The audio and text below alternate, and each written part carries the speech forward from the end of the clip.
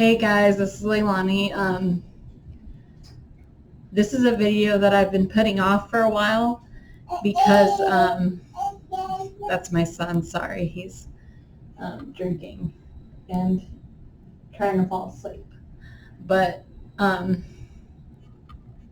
be honest, this is a very hard video to post about because postpartum depression is very real. And as of recently, I have had to deal with a CPS investigation because of my postpartum depression, where somebody falsely accused me of many things, and it was very traumatic to me.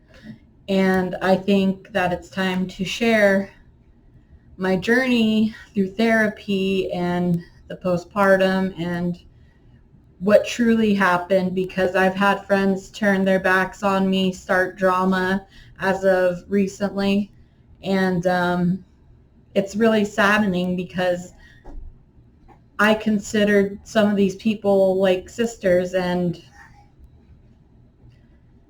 I've known them for years, and for them to call CPS on me when I've done everything I can to be the best mother I can be to my child.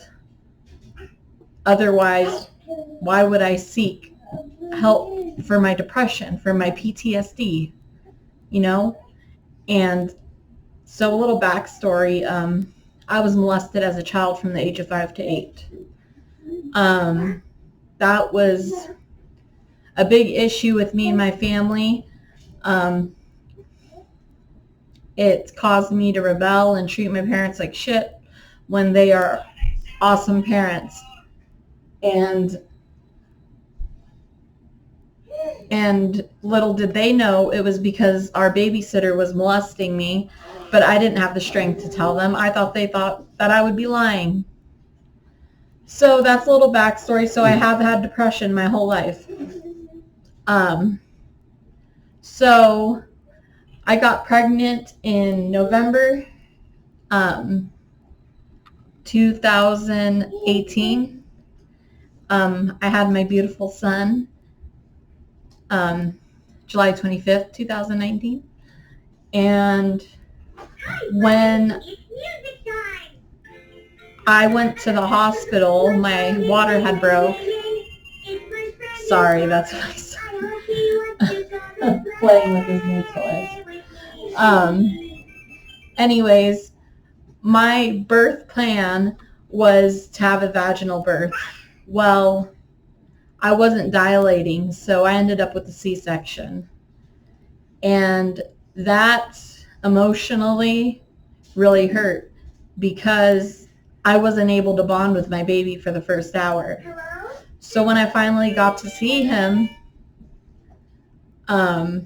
they said my milk wasn't coming in and I was starving him, and that added to that depression. And so they forced me to bottle feed him, and that's not what I wanted. And a C-section was not what I wanted because I could not take care of him. I had to have my husband take care of him. I couldn't pick him up when he was crying because I was just in so much pain. I cried every single night. They kept me extra nights. They were giving me the highest dose, and I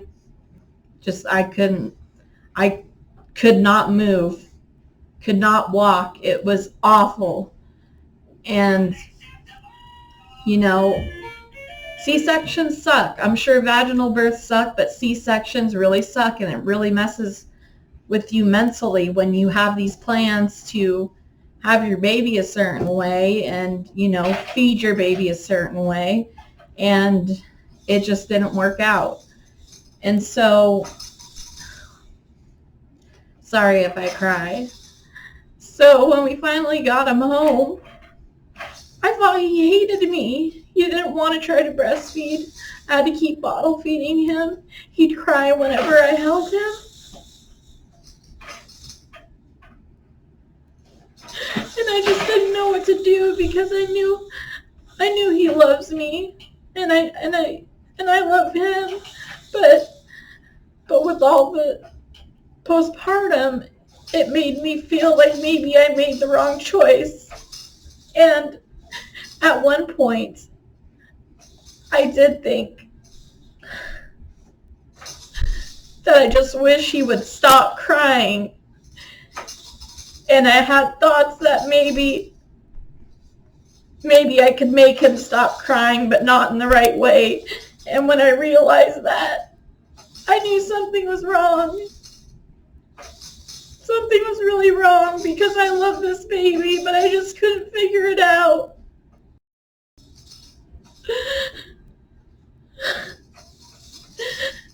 So, after a month, I was really struggling. I was struggling being at home with him by myself, not in a dangerous way, but it was just too much for me. So when I went to my OB checkup after 6 weeks, he recommended me to Laughlin Behavioral Health, which is the best decision I've ever made in my life. So I got evaluated. It turns out I have PTSD, major depressive disorder, very severe anxiety, which is part of the reason why my postpartum got worse, because I had postpartum anxiety and postpartum depression. And they put me on Zoloft at first, and then it just made everything worse. I didn't feel happy. But they worked with me. I asked for, sorry, I'm crying. I asked for a recommendation from a good friend of mine, Erin. She said that she got Lexapro, so I asked them if I could try it. And so they gave that to me. And I've been going since September, and I was still struggling up until 3 months ago. And now they have me on the right milligram. They have me on a mood stabilizer. They have me on Xanax as needed because my anxiety is very severe. All I have strength for is to take care of my child. I was having trouble cleaning the house, and it was really hard. So back to the CPS thing, about 4 weeks ago, 2 women were at my door saying that somebody reported that I was beating my child and suffocating him on a daily fucking basis. And that my husband hits me. None of that is true. And it was proven not true. It was a false report. The CPS thing is done. But we had to go through so much. We were interrogated like we were criminals. We had to go do drug tests because they claimed we were on drugs, which all came back clear. Okay? And then that didn't help. And then I went back down. But then they upped my dose again for my Lexapro, and now I'm doing fine. I'm able to keep up with the house. I'm able to love my baby and bond with him and have a great time with him. And, it's just so much drama, and it doesn't help my postpartum. And I told CPS that, and they were very understanding. So right now, they told me to get a lawyer for false charges against who I think did it. And I think I have a pretty good idea of who did. Well, that is my journey through postpartum depression. That's the truth. And it sucks. If you feel any of the ways that I have explained I felt, you need to get help. You need to get help before it gets bad. Because I cannot tell you how happy I am now in this current last, month.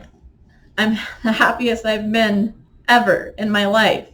I used to be an addict. I gave everything up for my son, even with the postpartum depression. And if anybody relates to this video, please get help because it's worth it. Seek therapy. I do therapy, and it has helped a ton. Well, that's my postpartum depression story that I've been holding off on. And I have nothing but love for all of you struggling with the same thing, and know that it does get better, okay? It will. It takes a while, but it will. All right.